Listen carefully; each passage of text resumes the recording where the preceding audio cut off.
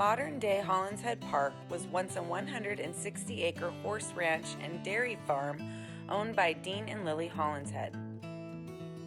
The couple sharecropped with Jim and Virginia Matson from 1939 to 1949. Dean and Lily raised Western-bred and Tennessee walking horses, while Jim and Virginia ran the dairy and grew crops like alfalfa and potatoes.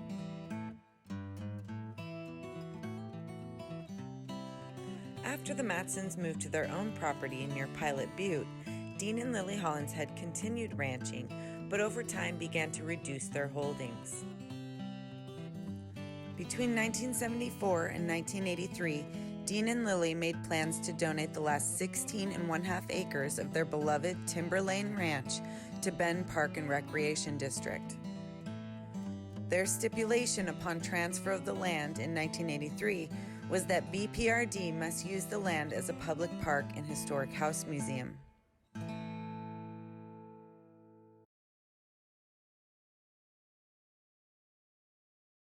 Jim and Virginia Matson had 5 children, and today their daughter Sharon Rosengarth still maintains the old house her family had once lived in. I have a lot of wonderful memories. Of course, those were younger years. I lived here until I was 10 years old, so those years are so important to your growing up and what your look on life is afterwards. This was my mother's riding skirt that she got from her mother, and it was in this chest that came out with my mom and dad in 1937. It was on the running board of the Model A Ford. Christmas time was really different when I was a little girl. My dad would bring a juniper tree in, and we'd put it in the corner of the dining room, and we would make homemade things to put on. We'd make all the decorations for that tree, which was really exciting. It was paper mache and all this kind of stuff. And my dad, I would never see him in the kitchen other than at Christmas time, for cooking anyway. He would eat there, but he always made the taffy, and us kids would pull that taffy.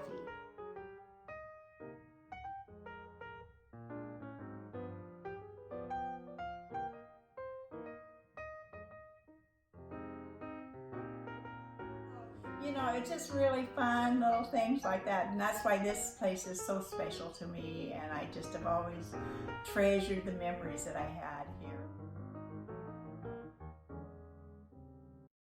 During the late 1990s, Sharon and her husband Tony Rosengarth worked with BPRD to restore the Matson family home back to the state it was in when Sharon lived there as a child.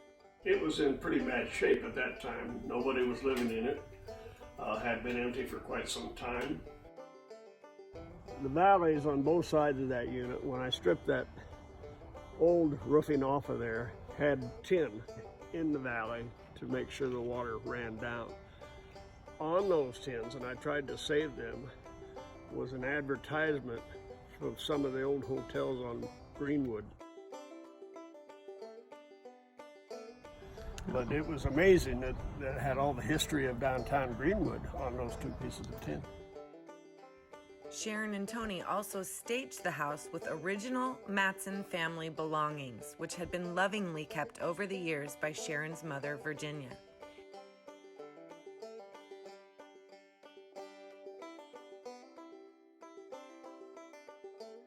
The tack shed between the house and the old barn is also being used, partly for wagon and equipment storage and also staged as a bunkhouse.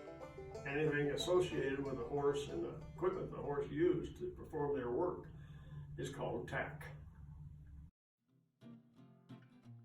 The woman in front of me right now is about an 1895 Dr. Buggy. I spent 8 or 9 months restoring this. This one back here is my pride and gem, and it's a early 1900 Surrey with a fringe on top.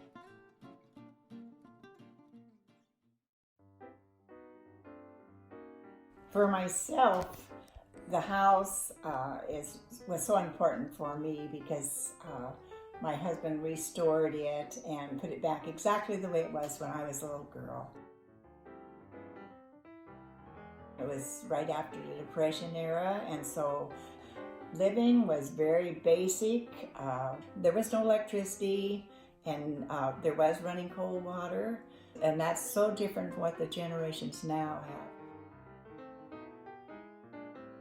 In my giving tours through the house, I want the people to see how working together as a family, we made a living, and we were happy at doing it too. A lot of the things we've got on exhibit in the house were restored mainly by myself. We wanted to put it back the way it was at that time.